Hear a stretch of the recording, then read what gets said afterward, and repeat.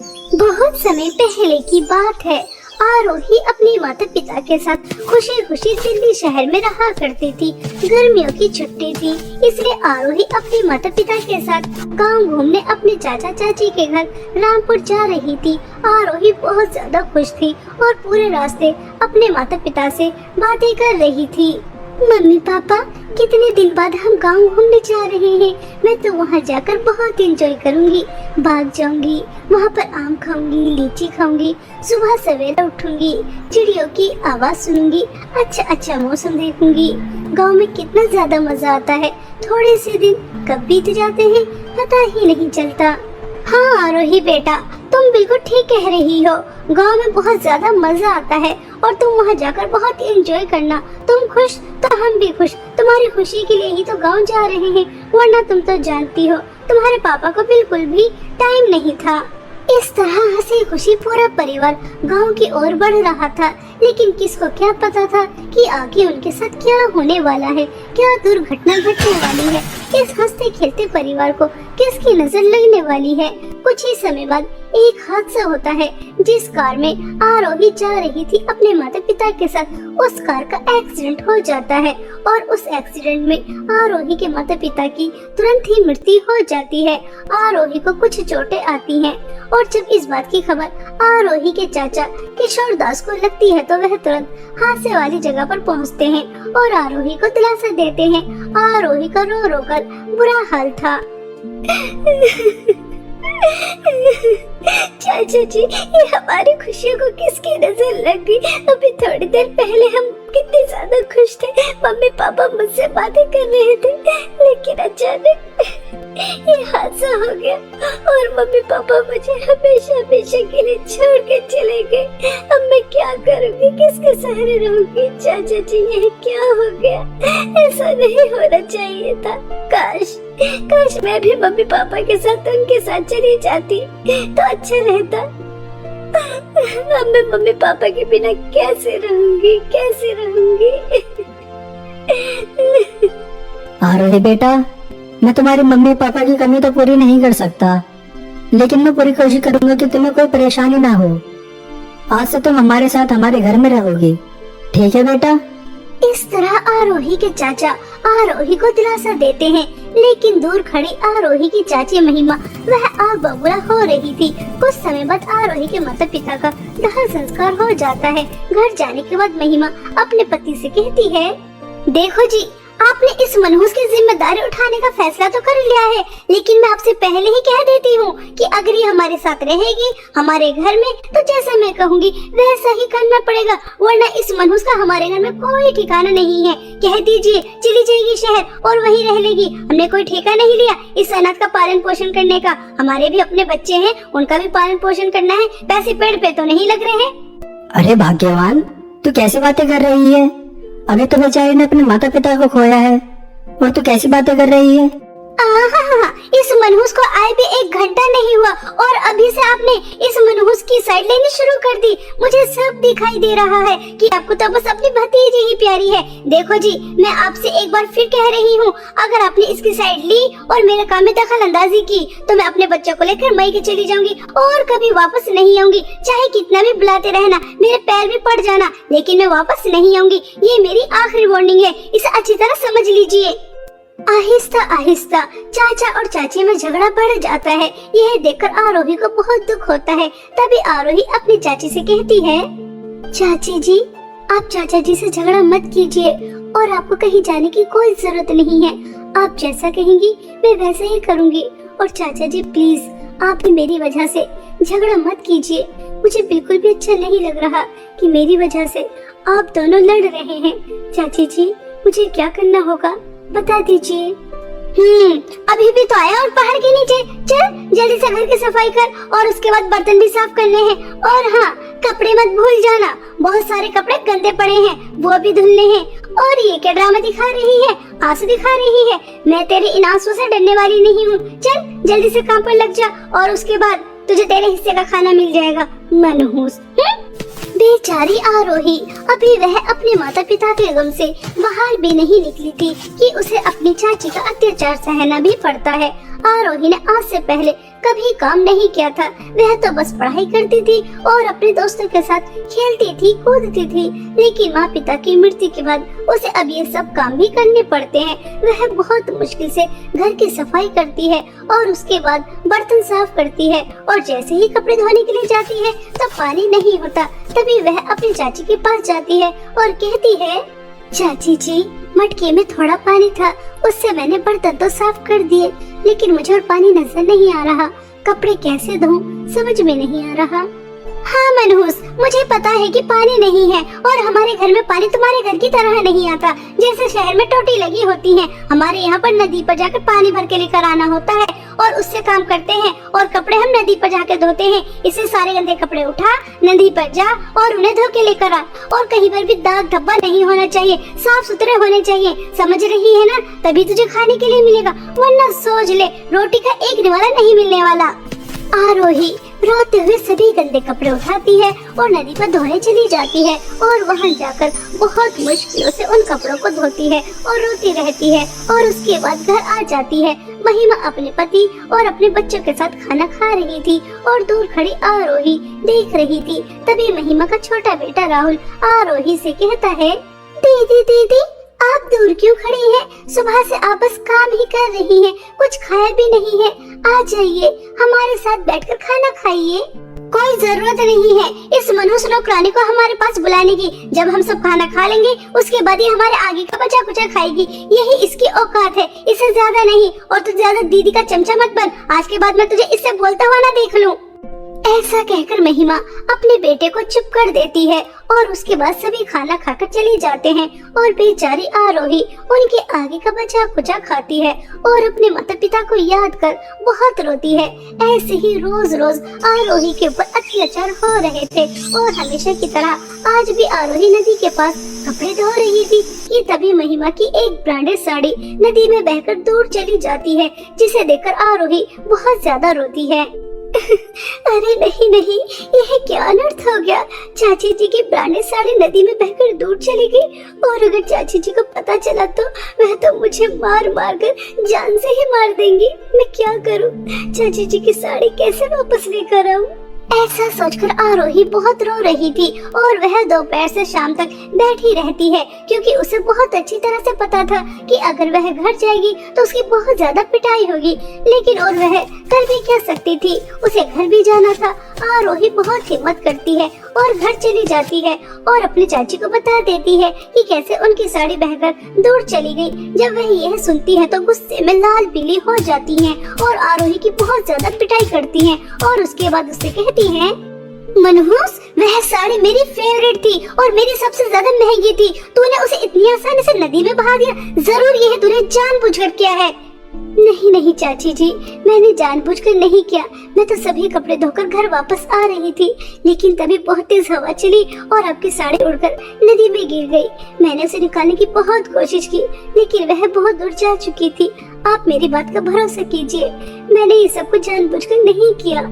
हाँ, मैं तो जैसे मनहूस को बहुत अच्छी तरह से जानती हूँ कि ये तूने जानबूझकर ही किया है। मैं कुछ नहीं जानती कि वह साड़ी तू मुझे कैसे लाकर देगी, लेकिन मुझे वह साड़ी जरूर चाहिए। अगर तूने मुझे वह साड़ी लाकर नहीं दी तो सोच लेना कि मैं तेरा क्या हाल करूँगी। इस घर में तो तुझे मैं रहने ही नहीं दूंगी, लेकिन तेरा हाथ पैर भी तोड़ दूंगी और तेरी पूरी शक्ल भी बिगाड़ दूंगी। किसी को मुँह दिखाने के काबिल नहीं बचेगी, इसलिए जा और मेरी साड़ी लेकर आ। चाची जी, रात बहुत हो रही है, जंगल में नदी के पास इतनी रात को जाऊंगी तो अगर कोई खतरनाक जानवर आ गया और उसने मुझे अपना शिकार बना लिया? जानवर तुझे अपना शिकार बनाए या ना बनाए, अगर तू मेरी साड़ी लेकर नहीं आई तो तुझे मैं अपना शिकार जरूर बना लूंगी। इसलिए चुपचाप जा और मेरी साड़ी लेकर आ। आरोही रोते हुए जंगल की ओर जा रही थी और अपने माता पिता को बहुत ज्यादा याद कर रही थी। पिताजी, आप दोनों मुझे अकेला छोड़कर क्यों चले गए? काश उस कार एक्सीडेंट में मैं भी आप लोगों के साथ मर जाती तो कितना अच्छा रहता। कम से कम मुझे आज चाची का इतना अत्याचार तो सहना नहीं पड़ता। उन्होंने मुझे इतने रात को घर से बाहर निकाल दिया। अब मैं उनकी साड़ी कहाँ से लेकर आऊंगी? अगर साड़ी नहीं लेकर आई तो वो मुझे अपने घर में रहने तो देंगी ही नहीं, साथ में पिटाई भी बहुत ज्यादा करेंगी। आज मुझे आप लोगों की बहुत याद आ रही है। इस तरह आरोही रोते हुए नदी तक पहुंच जाती है, लेकिन वहां जाकर आरोही देखती है तो पूरा नजारा बदला हुआ ही होता है, क्योंकि आरोही देखती है कि उसके सामने दो नदी हैं। एक तरफ सोने के मटके बह रहे थे तो दूसरी तरफ चांदी के मटके बह रहे थे, जिसे देखकर आरोही कहती है, अरे यह मैं क्या अद्भुत नजारा देख रही हूँ। मेरे सामने सोने और चांदी के मटके की नदी, लेकिन दोपहर तक तो ऐसा कुछ भी नहीं था। दोपहर तो यहाँ पर सादा पानी बह रहा था, लेकिन अचानक ये सब क्या। आरोही ऐसा कह ही रही थी कि तभी जादू सोने के मटके की नदी से आवाज आती है, यह वह नदी नहीं है जिसके बारे में तुम बात कर रही हो। तुम रास्ता भटक गई हो और तुम यहाँ आ गई। चलो अच्छा ही है कि कोई इंसान यहाँ तो आया। मैं इस जादू सोने के मटके की नदी हूँ और इस सोने के मटके के अंदर एक चुड़ैल है जो बहुत ही ज्यादा खतरनाक है। वह कैद है और जैसे ही वह चुड़ैल आजाद हो जाएगी तो तुम्हें बहुत सारी धन दौलत देगी, इतनी सारी धन दौलत कि तुम्हारी जिंदगी में कभी किसी चीज की कोई कमी नहीं होगी। लेकिन वह चुड़ैल आजाद होकर तबाही भी मचा सकती है, लेकिन वह तुम्हें कुछ नहीं कहेगी। मैं कब से किसी इंसान का इंतजार कर रही थी, लेकिन कोई यहाँ पर आता ही नहीं था। चलो अच्छा है कि जाने अनजाने में तुम यहाँ आ गई। मैं जादू चांदी के मटके की नदी हूँ और जादू चांदी के मटके के अंदर एक बहुत सुंदर परी है जिसे एक चुड़ैल ने कैद किया है। अगर तुम उसे आजाद कर देती हो तो तुम्हें मिलेगा तो कुछ भी नहीं, लेकिन वह परी आजाद हो जाएगी। अब तुम्हारे हाथ में है कि तुम्हें धन दौलत चाहिए या तुम परी को आजाद करना चाहती हो। जादू सोना चांदी के मटके की नदी, मैं धन दौलत का लालच नहीं करूंगी। धन दौलत के लालच में आकर एक खतरनाक चुड़ैल को आजाद नहीं करूंगी, बल्कि मैं एक अच्छी परी को आजाद करूंगी। चाहे इसके बदले मुझे कुछ भी ना मिले, मैं बुरा काम कभी नहीं करूंगी। इसलिए मैं जादू चांदी के मटके की परी को आजाद करना चाहती हूँ। ऐसा कहकर आरोही जादू चांदी के मटके को उठाती है और जादू चांदी के मटके की परी को आजाद कर देती है। जैसे ही परी आजाद होती है तो वह उससे खुश होकर उसे बहुत सारी धन दौलत देती है। बहुत सारे हीरे, सोना, पैसा, इतने सारे धन दौलत पाकर आरोही बहुत ज्यादा खुश होती है और परी को धन्यवाद कहकर अपनी चाची के घर आ जाती है। इतनी सारी धन दौलत देकर चाची की आंखें चमक जाती हैं और महिमा आरोही को जोर से थप्पड़ मारकर कहती है, इतना सारा सोना, हीरे, पैसे तुझे कहाँ से मिले? मुझे सच सच बताना। अगर तूने मुझसे झूठ बोलने की कोशिश भी की तो मैं तुझे नहीं छोड़ूंगी। जल्दी बता कि तुझे इतनी सारी धन दौलत कहाँ से मिली, कहाँ से लेकर आई? क्या कहीं तूने चोरी की है? आरोही अपनी चाची को सब सच बता देती है कि उसे जादू सोने और चांदी के मटके की नदी मिली, जहाँ से उसे इतनी सारी धन दौलत मिली है। यह सुनकर महिमा लालच में आ जाती है और वह मन ही मन में सोचती है, ये मनहूस तो हमेशा बेवकूफ की बेवकूफी रहेगी। जब जादू सोने के मटके की नदी कह रही थी कि चुड़ैल को आजाद करने की वजह से इसे इतनी सारी धन दौलत मिलेगी कि पूरी दुनिया में इससे अमीर कोई और नहीं होगा, तो ये क्या बेवकूफ थी जो इसने जादू चांदी के मटके को चुना और उसकी परी को आजाद किया? मैं तो जादू सोने के मटके को चुनती, बेवकूफ। ऐसा सोचकर महिमा भी जादू सोने और चांदी के मटके की नदी के पास पहुंच जाती है और वहां जाकर तुरंत जादू सोने का मटका उठा लेती है और उसे खोल देती है। और जैसे ही वह उसे खोलती है तो उसके अंदर से बहुत ही ज्यादा खतरनाक चुड़ैल निकलती है और वह चुड़ैल तुरंत ही महिमा को खा लेती है और दोबारा से जादू सोने के मटके के अंदर चली जाती है। इस तरह आरोही की चाची को उसके लालच और बुरे कर्मों की सजा मिल जाती है और वहीं दूसरी तरफ आरोही अपने अच्छे स्वभाव की वजह से इतनी सारी धन दौलत के साथ एक हंसी खुशी जीवन बिताती है। सूरजपुर गांव में चांदनी अपनी सौतेली माँ कौशल्या और सौतेली बहन जूली के साथ रहती थी। चांदनी जब बहुत छोटी थी तभी उसके माता पिता का देहांत हो गया था। चांदनी की सौतेली माँ कौशल्या और उसकी सौतेली बहन जूली उस पर खूब अत्याचार किया करते थे। उससे घर का सारा काम करवाती और उसे ठीक से खाना तक भी नहीं देती थी। कौशल्या को सोने चांदी के गहने पहनने का बहुत ही शौक था। एक दिन कौशल्या की पड़ोसन सुषमा उसके घर आई। अरे ये देखो कौशल्या, मेरा नौलखा सोने का हार आज ही मेरे पति दुबई से लेकर आए हैं। सोची तुम्हें दिखा दूं, अच्छा है ना? अरे छोड़ो, तुम्हें क्या पता होगा इसके बारे में? अब तुम्हारे पति होगा। वो क्या है ना कि सबकी किस्मत मेरी जैसी थोड़ी ना होती है। अच्छा, अब मैं चलती हूँ। इतना बोलकर सुषमा वहाँ से चली जाती है, लेकिन सुषमा की कही हुई बातें कौशल्या को सुई की तरह चुभ जाती है। अरे समझते क्या है खुद को? पति ने एक हार क्या ला कर दे दिया? महारानी हवा में उड़ने लगी। अरे मेरे पास इससे भी महंगे महंगे पुश्तैनी गहने रखे हैं। ये गरीब लोग होते ही ऐसे हैं, 4 पैसे आते ही हवा में उड़ने लगते हैं। मैं भी किसी से कम नहीं हूँ। मैं भी उसे अपने गहने दिखाऊंगी और फिर पूछूंगी किसके पास ज्यादा गहने हैं। आइवरी। अरे मेरी प्यारी माँ, ये अकेले में किससे बातें कर रही हो? कुछ नहीं। वो चांदनी कहाँ है? मुझे क्या पता, होगी किचन में। चांदनी, चांदनी, कहाँ मर गई? जी माँ, आपने मुझे बुलाया? वो मैं किचन में रोटी बना रही थी। ठीक है, वो सब छोड़ और जा। मेरे ये सारे पुश्तैनी गहने हैं, इसे संभाल कर अच्छे से नदी से साफ करके ले आ। रखे रखे धूल जम गई है। और सुन, अच्छे से चमका कर लाना, समझ गई? ठीक है माँ। अब खरी खरी मेरा मुंह देखेगी या जाएगी? जा अब देखती हूँ सुषमा कैसे मेरी बराबरी करती है। इधर चांदनी सारे गहने लेकर नदी में धो रही होती है, तभी गलती से सारे गहने उसके हाथ से छूटकर नदी में बह जाते हैं।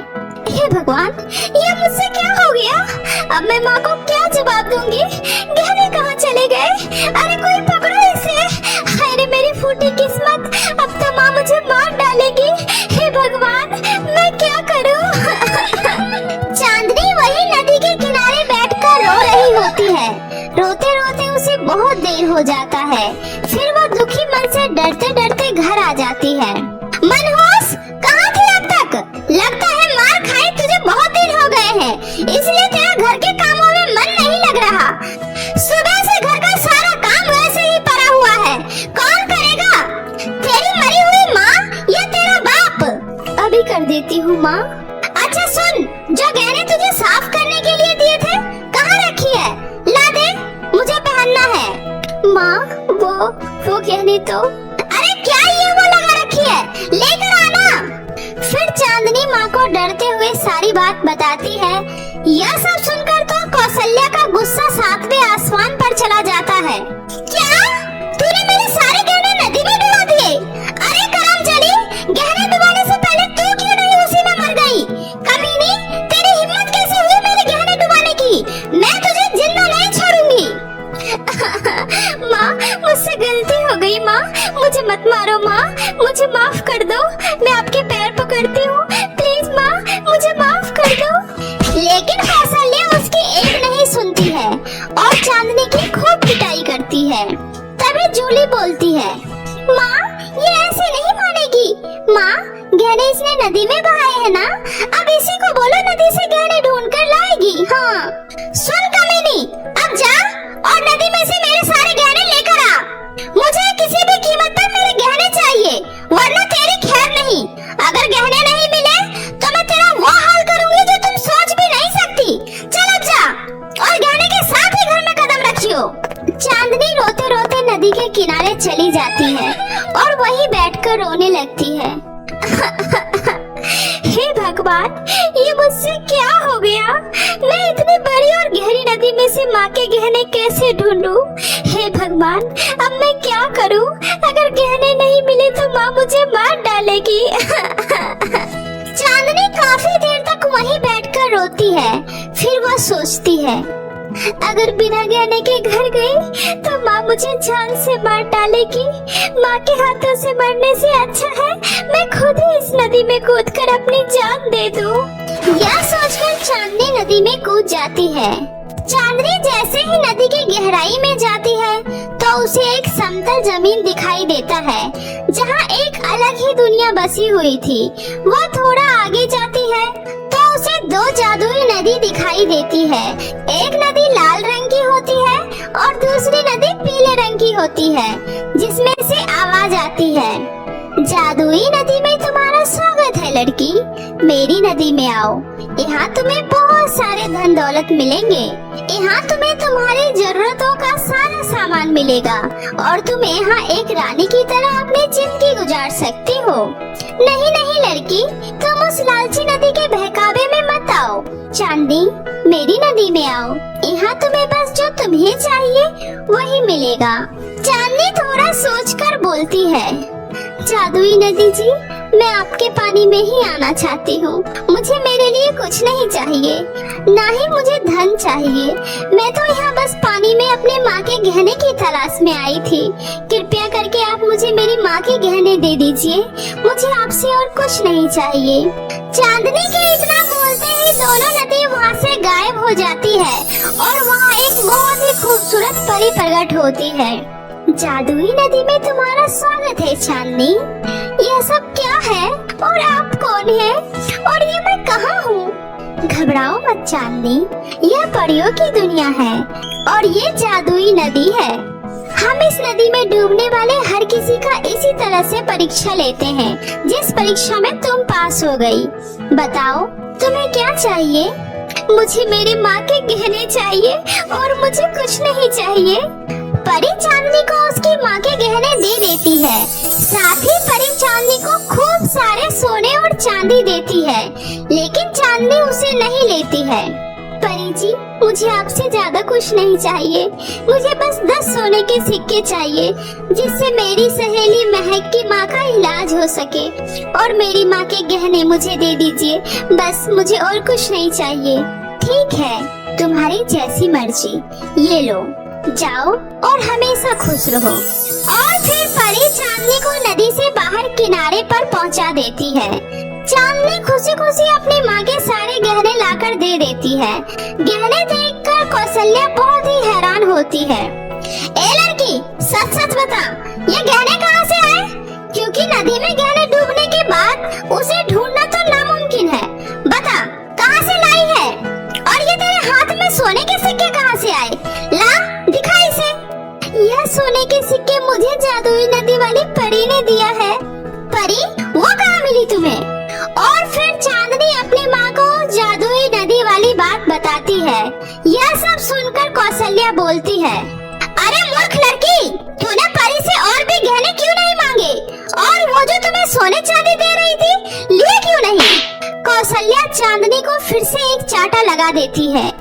माँ, मैंने भी दादाजी से सुना था, उस नदी के अंदर एक जादुई दुनिया है, जिसमें बहुत सारी जादुई परियां रहती हैं। माँ, क्यों ना हम खुद वहाँ जाकर परी से ढेर सारे गहने और सोने मांग कर ले आए? अरे वाह बेटी, कितनी होशियार हो गई है मेरी बच्ची। चलो बेटी, हम वहाँ से और भी सोने चांदी लेकर आते हैं। और तू, और सुन मनूस, हमारे आने से पहले घर का सारा काम खत्म हो जाना चाहिए, वरना मार मार कर तेरा कचूमर निकाल दूंगी। इतना बोलकर कौशल्या अपनी बेटी जूली के साथ उस नदी के किनारे जाकर दोनों नदी के अंदर छलांग लगा देती है। तभी वो दोनों जादुई परियों की दुनिया में पहुंच जाती है। थोड़ी दूर चलने के बाद उन्हें भी वहाँ 2 जादुई नदी दिखाई देते हैं। जादुई नदी में तुम्हारा स्वागत है।